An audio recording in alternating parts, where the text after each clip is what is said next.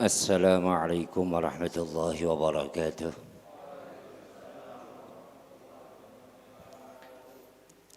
Bismillahi walhamdulillah wal khairu wa syarru bimasyiatillah. Wassalatu wassalamu ala rasulillah Muhammad ibn Abdillah. La hawla wa la quwwata illa billah. Qala Allah ta'ala fil Qur'anil Karim, A'udzu billahi minasyaitonir rajim wa dzakir fa innadz dzikra tanfa'ul mu'minin. Shadaqallahul azim. Yang sama-sama kita hormati Ketua dan pengurus DKM Masjid Raudhatul Jannah. Yang sama-sama kita hormati para asatidz, bapak-bapak, jamaah subuh dan jemaah taklim Masjid Raudhatul Jannah RW 23 Kirana Cibitung yang dimuliakan oleh Allah Subhanahu wa taala. Alhamdulillah, pada kesempatan pagi hari ini Allah takdirkan kita untuk melanjutkan kewajiban kita secara pribadi, yaitu kewajiban menuntut ilmu. Mudah-mudahan duduknya kita di masjid ini menjadi i'tikaf untuk kita semuanya. Amin ya rabbal alamin. Dan mudah-mudahan barakah fadilah ta'lim, dosa-dosa kita diampuni oleh Allah Subhanahu wa taala. Amin ya rabbal alamin. Kedua kalinya salawat dan salam tetap tercurah limpahkan kepada junjungan alam Kanjeng Nabi besar Kanjeng Nabi Muhammad sallallahu alaihi wasallam, kepada para keluarganya, para sahabatnya, dan mudah-mudahan termasuk kita selaku umat beliau. Dengan penuh harapan dan optimisme, mudah-mudahan di akhirat kelak kita mendapatkan syafaat dari baginda Nabi Muhammad sallallahu alaihi wasallam. Amin amin ya rabbal alamin. Bapak-bapak yang dimuliakan oleh Allah Subhanahu wa taala, sebelum kita mulai, marilah kita baca suratul Fatihah untuk pengarang kitab ini, Ibnu Rushd, dan untuk guru-guru kita yang telah mengajarkan ilmunya kepada kita semuanya. Mudah-mudahan guru-guru kita diampuni dosa-dosanya oleh Allah Subhanahu wa taala, dikuatkan, sehatkan badannya, dipanjangkan umurnya, barakah keluarganya. Mudah-mudahan bisa terus membimbing kita, memberikan ilmu yang manfaat untuk kita. Amin ya rabbal alamin. Al-Fatihah wa sallallahu musannifadil kitab وجميع أساتذتنا وأساتذة أساتذتنا نفعنا الله بعلومهم في الدين والدنيا والآخرة. شاء لله لهم الفاتحة. أعوذ بالله من الشيطان الرجيم. بسم الله الرحمن الرحيم. الحمد لله رب العالمين الرحمن الرحيم مالك يوم الدين. إياك نعبد وإياك نستعين. اهدنا الصراط المستقيم صراط الذين أنعمت عليهم غير المغضوب عليهم ولا الضالين آمين. رب اغفر لنا ولوالدينا آمين. Bapak-bapak yang dimuliakan oleh Allah Subhanahu wa taala, sebelum kita mulai, secara pribadi saya mohon maaf yang sebesar-besarnya kepada khususnya pengurus DKM dan umumnya kepada semua jamaah dan warga, apabila selama kita bersama-sama pastinya ada hal-hal yang kurang berkenan di hati Bapak, di hati warga, di hati pengurus, baik kata-kata, sikap, perilaku ataupun yang lainnya, saya selaku pribadi mohon dibukakan pintu maaf yang sebesar-besarnya. Bapak-bapak yang dimuliakan Allah Subhanahu wa taala, mari kita lanjutkan kajian fikih Madzhabul Arba'ah dengan materi kajian kitab adalah Bidayatul Mujtahid wa Nihayatul Muqtasid, yang saya gabungkan dengan kitab Mizanul Kubra mengenai masalah wudu, dan nanti akan kita sambung sedikit dengan materi azan. Karena biasanya kalau mau sholat kan wudu dulu baru kemudian azan. Agar kita memiliki pemahaman yang komplit, memiliki pemahaman yang luas tentang ibadah-ibadah keseharian kita. Pada waktu yang lalu telah kita pelajari tentang bagaimana hukumnya tentang membasuh kaki. Nah, masuk ke materi berikutnya adalah tertibu af'alil wudu'i. Bagaimana pendapat ulama tentang hukumnya urut anggota wudu. Jadi kalau kita wudu mulai dulu dari niat, kemudian setelah itu basuh muka, kemudian tangan, kemudian sebagian kepala, kemudian kaki. Nah, apakah itu harus begitu atau boleh diacak? Dalam kitab Bidayatul Mujtahid, ikhtalafu fi wujubi tartibi af'alil wudu'i. Ikhtalafu telah berbeda pendapat para ulama fi wujubi tartibi af'alil wudu'i, dalam atau mengenai perihal wajibnya tartib atau wajibnya urut dalam melakukan wudu. Faqala qaumun, maka berpendapat sebagian kaum di sini adalah maksudnya adalah para ulama. Nah, ada pendapat para ulama huwa sunnatun, bahwa tertib itu adalah sunnah. Wa huwa alladhi hakahu al-muta'akhirun min ashabil Malik anil madhab. Di antara yang menyatakan bahwa tertib hukumnya sunnah adalah pendapatnya Imam Malik. Termasuk di dalamnya adalah pendapatnya Imam Abu Hanifah. Jadi dua ulama ini berpendapat bahwa tertib itu enggak wajib. Jadi Bapak boleh ngacak. Kalau pendapatnya ngikutin Imam Malik atau Imam Abu Hanifah. Jadi prakteknya adalah boleh muka dulu, habis muka kemudian kaki, habis kaki tangan ke sebagian kepala. Itu kalau menurut pendapatnya Imam Malik dan Imam Abu Hanifah. Kenapa masalah ini menjadi perbedaan? Perbedaannya sebabnya dua. Satu, berkaitan dengan tata bahasa Arabnya. Yang menjadi persoalan adalah huruf waw. Wa, yang arti bahasa Indonesianya itu dan. Saya kasih contoh begini. Misalnya Pak Kuswanto ke pasar beli cabai dan bawang dan tomat. Kira-kira Pak Kuswanto beli cabainya ngurut seperti itu atau ngacak? Bisa jadi ngurut, bisa jadi ngacak. Nah, huruf waw itu dipermasalahkan oleh para ulama. Karena kenapa? Karena huruf atofnya bukan untuk tartib, tapi limut lakil jam'i dalam kaidah bahasa Arabnya. Hanya untuk globalnya saja. Tapi berbeda dengan kata summa, kemudian. Yang datang itu Pak Kuswanto, kemudian Pak Ustadz Afandi, kemudian misalnya Pak Rizky. Nah, ketika kata-kata kemudian kira-kira urut atau ngacak? Ngurut. Karena di dalam ayat tentang wudunya menggunakan kata dan, maka para ulama memperselisihkan itu.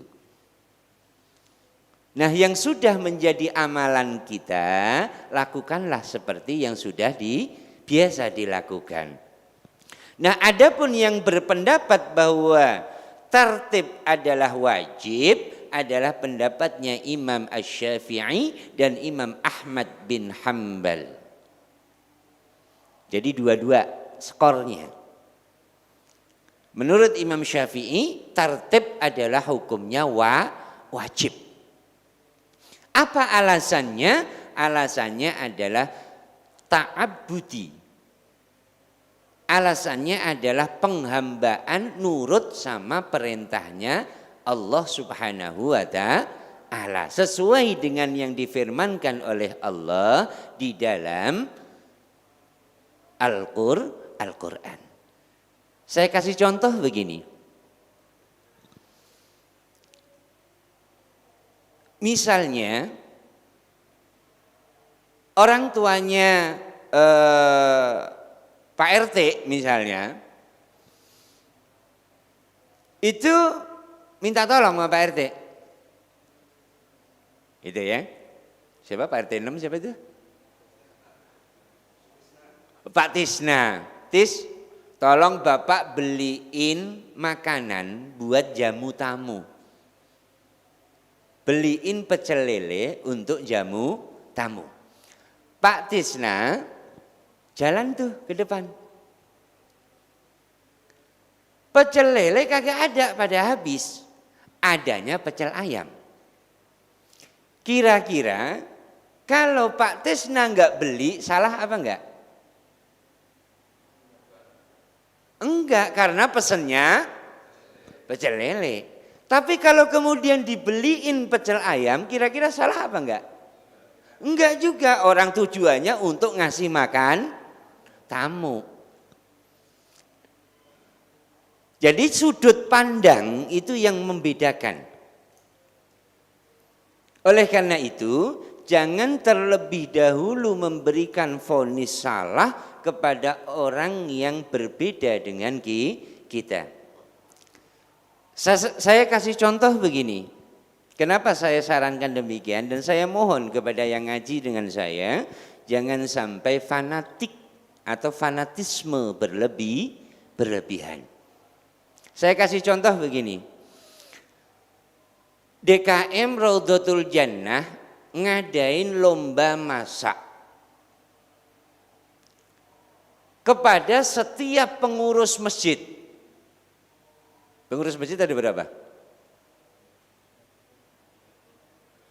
30 misalnya ya. Ada 30 pengurus, 30 orang. 30-30-nya sesuai dengan perlombaan masak sayur asem. Masak sayur asem.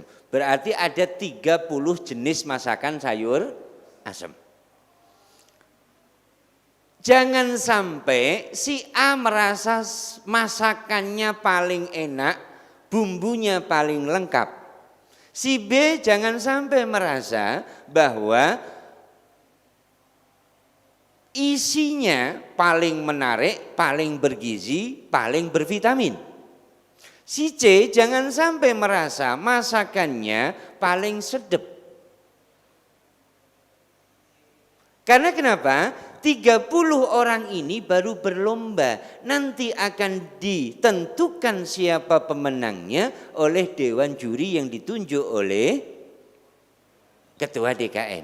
Paham maksudnya Pak? Paham ya?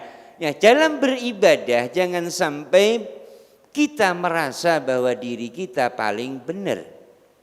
Karena kenapa? Kita semua berlomba. Kalau mau benar-beneran nanti di hadapan Allah Subhanahu wa ta'ala. Biarkan Allah yang menilai. Karena apa? Karena standar kualitas yang ditentukan oleh Allah enggak sama seperti standar kita. Jangan sampai kita memaksa Allah untuk mengikuti hukum seperti hukum yang ada pada otak kita. Bisa dipahami ya? Nah, itu perbedaan. Sehingga perbedaan itu pasti, enggak mungkin tidak. Pasti gak mungkin tidak. Misalnya saya kasih contoh gampang saja.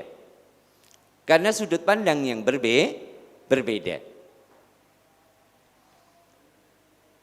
Misalnya Pak Kuswanto mondar mandir di masjid. Keluar masuk. Gitu. Pak Tisna kebetulan ada 2 orang. Pak Dartono sama misalnya Kang Umar. Kang Umar ngeliatin Pak Kuswanto mondar mandir, pandangannya begini. Wah, Pak Kuswanto sibuk bener ya.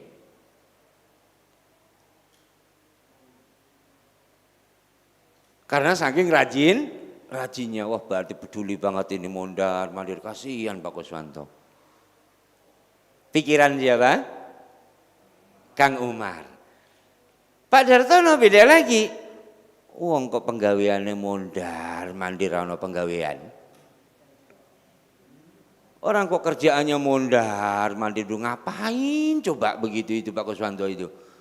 Oh, kurang gawe bener. Kan begitu? Nah, jangan sampai kita memiliki sudut pandang yang salah kepada orang yang ternyata itu benar.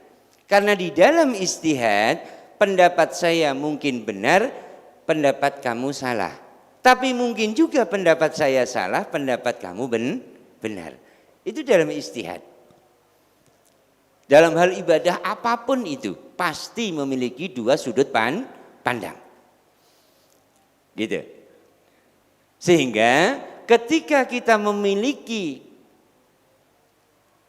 sudut pandang yang tepat, insya Allah, maka ketika menyikapi Pak Kuswanto yang mondar mandir, lebih baik kita husnudzon. Suudzon itu haram, kalau husnudzon itu berpahala. Kita husnudzon saja.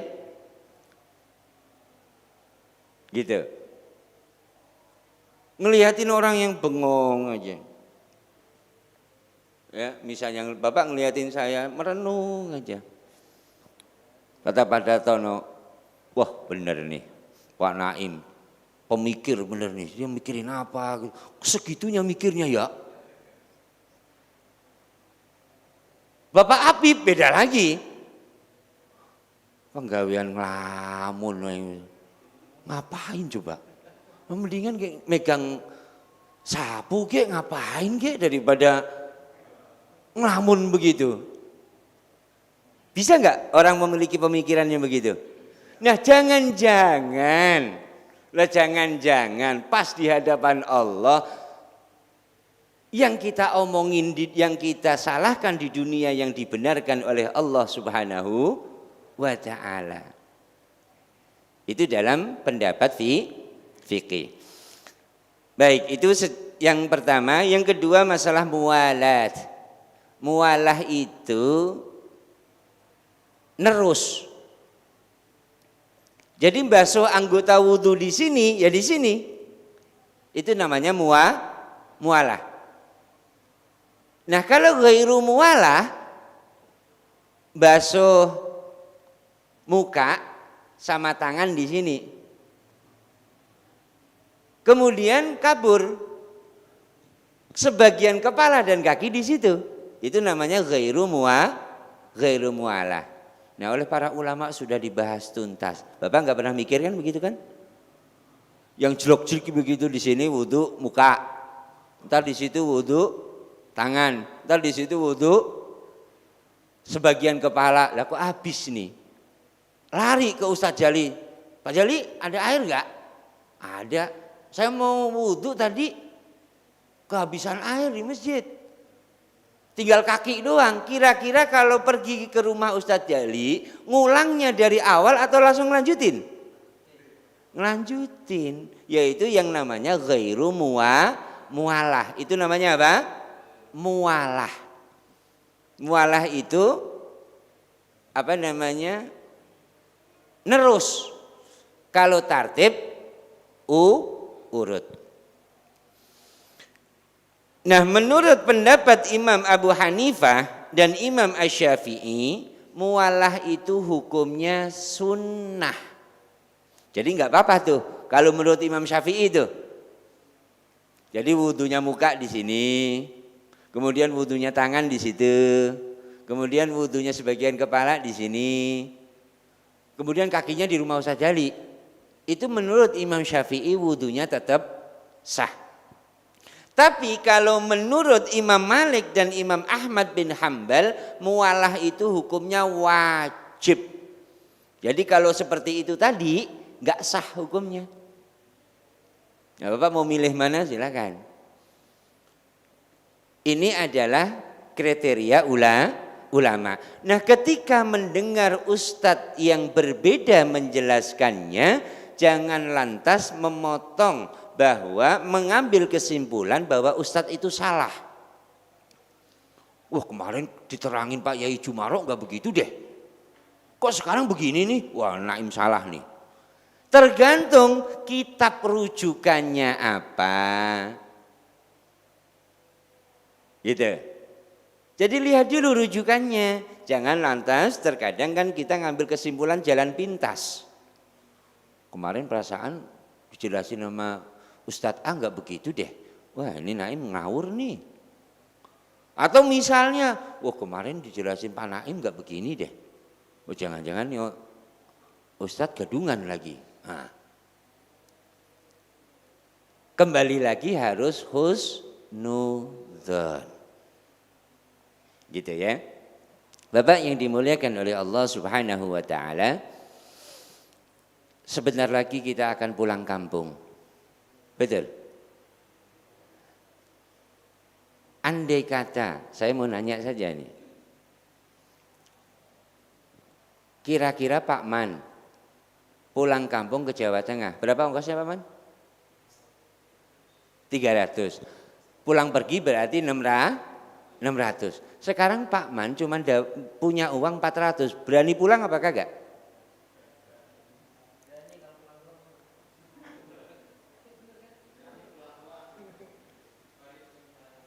Balik pulang balik, logikanya jangan dibalik kan tuh. Wah kacau nih kalau begini ceritanya nih. Kira-kira berangkat atau tidak? Tidak. Kenapa? Ongkosnya kurang. Ongkos ada lebih, tapi di sono rumah nggak ada.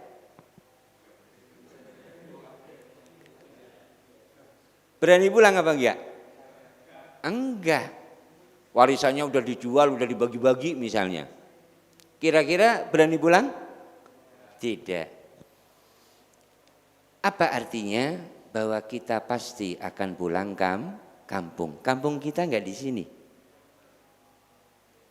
Di mana kampung kita?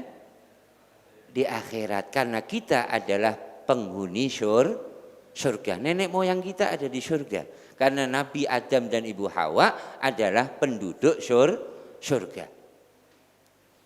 Nah, untuk menuju ke sana kita harus ada bekal. Dan kita harus punya rumah. Maka persiapkan rumah akhirat mulai dari sekarang. Harus nyicil pondasinya, harus nyicil pagernya, harus nyicil gentengnya, harus nyicil lantainya, harus nyicil aksesoris yang ada di sana. Karena apa?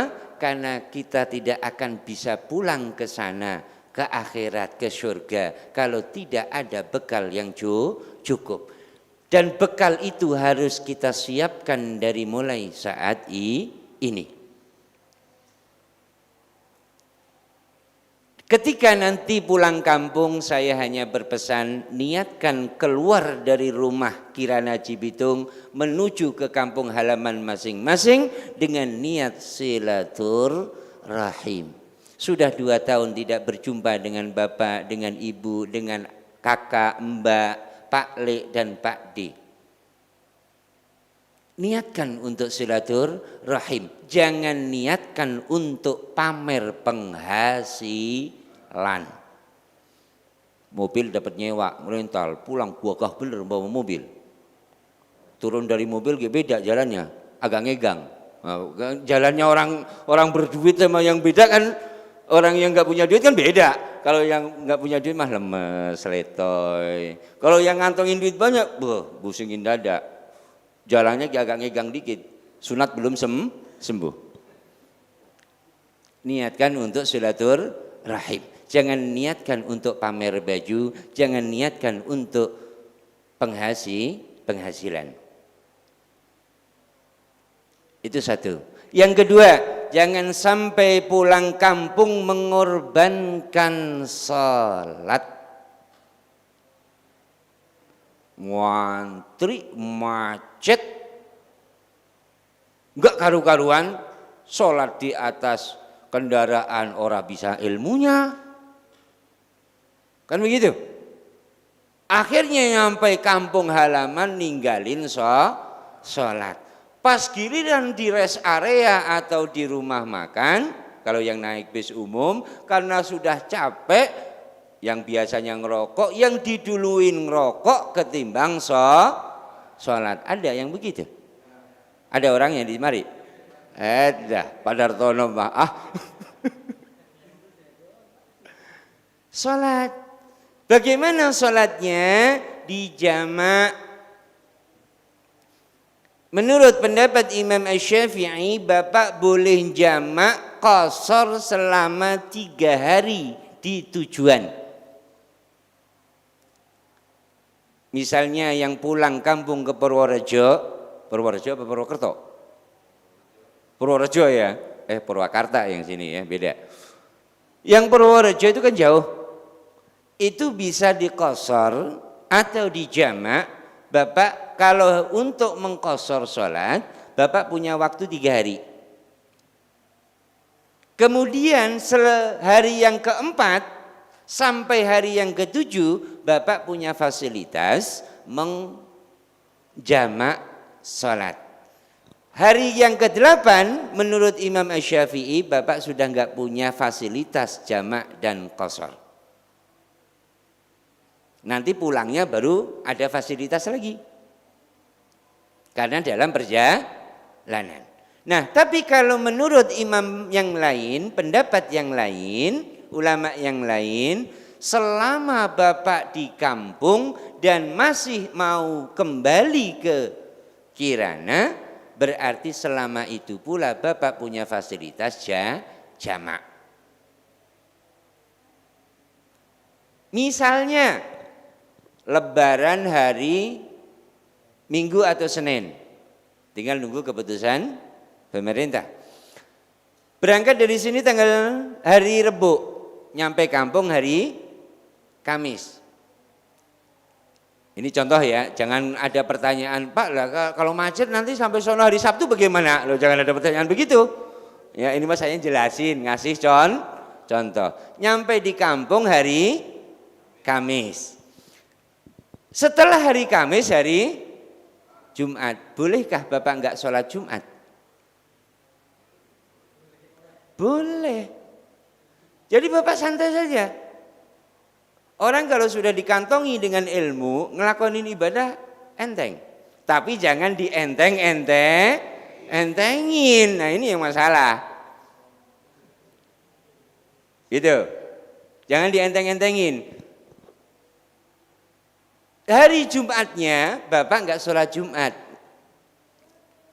mau dijamak takhir dengan asar, enggak jadi masalah karena bapak hari Kamis baru sampai, berarti Kamis, Jumat, Sabtu jatah untuk sholat qashar atau jamak.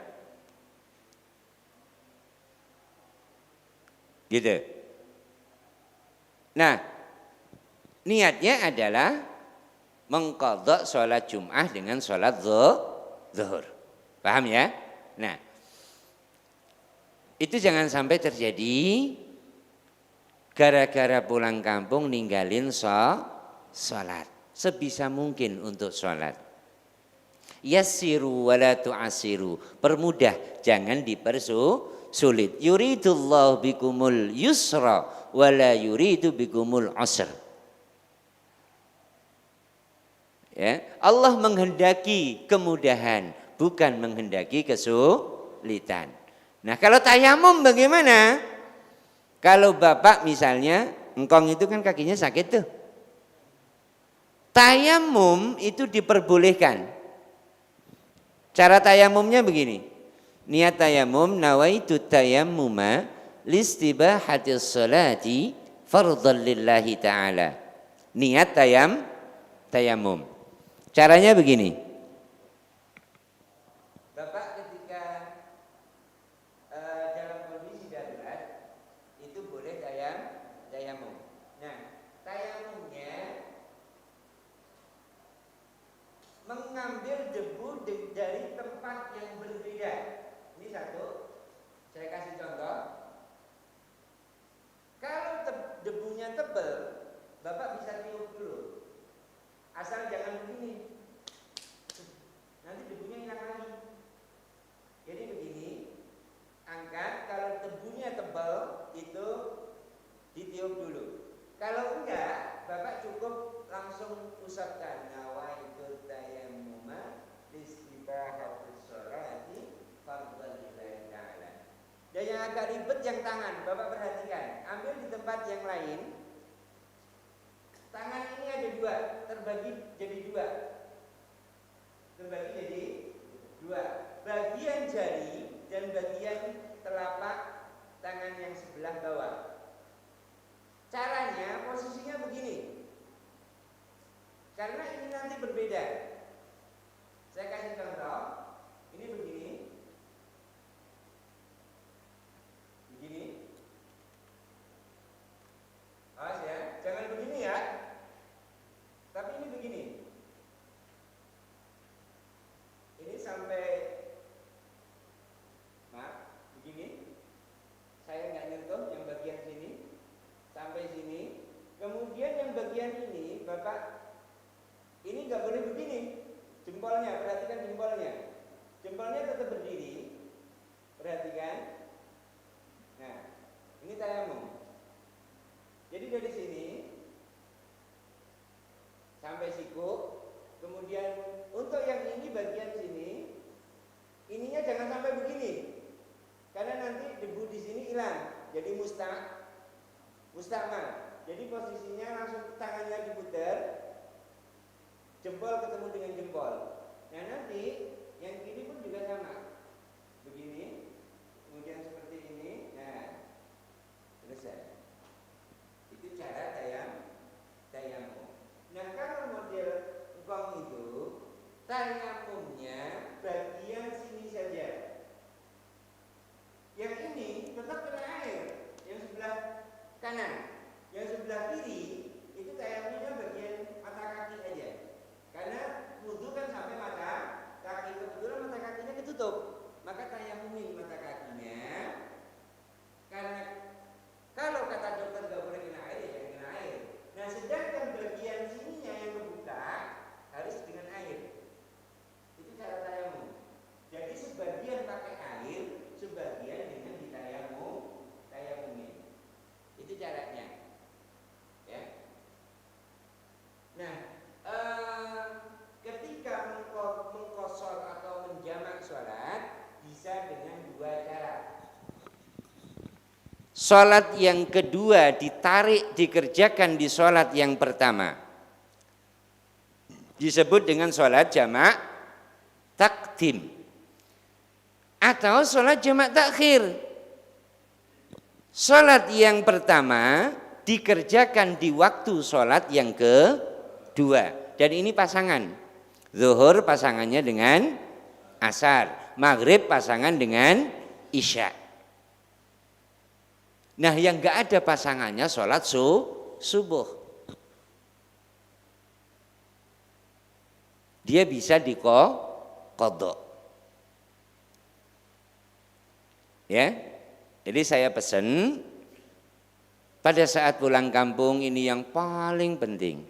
Niatkan untuk menjalin silaturahim. Yang kedua, jangan sampai meninggalkan salat. Karena biasanya kalau sudah mudik saking senengnya nyebur neraka juga gak kerasa. Salat asar lewat, maghrib lewat, isya kecapean langsung bleksek, subuh kesiangan. Nanti di sono muter-muter jalan-jalan udah ninggalin salat lagi baik. Ya, Tapi kalau model-model Pak Koswanto kagak kayaknya. Kalau model-model kayak Pak Man meragukan ini. Ya, jadi dua hal itu tolong diperhatikan betul, jangan sampai niat kita silaturahim justru malah nambah dosa. Dan yang kedua, kalau masih ada orang tuanya, bahagiakan beliau. Jangan ngerepotin. Ini kadang anak itu udah merasa sudah ngasih 1 juta, udah sewenengnya nggak karuan, udah bangga banget, saya udah banyak ngasih orang tua saya 1,5 juta. Pas pulang kampung beras sekarung dibawain, ayam dibawa, belum bekelnya, belum ongkosin cucunya, ini buat cucu saya sarang 200, cucunya 4, ya udah 800.000. Ya, orang tua bukan untung, malah buntung. Belum makan sehari-hari, bahagiakan beliau. Ya, ajak jalan-jalan kemana yang beliau seneng, ajak makan meskipun hanya makan bakso. Insya Allah barokah orang tua. Bapak kembali ke Bekasi, ke Kirana, mencari kerja, nafkah barokah, hidup manfaat. Insya Allah. Mudah-mudahan itu bekal pulang kampung. Dan jangan lupa persiapkan kampung akhirat mulai dari saat ini. Itu saja, barangkali ada hal-hal yang perlu ditanyakan. Semoga saja tidak ada yang perlu ditanyakan. Wallahul muwaffiq ila aqwamit thoriq. Assalamualaikum warahmatullahi wabarakatuh.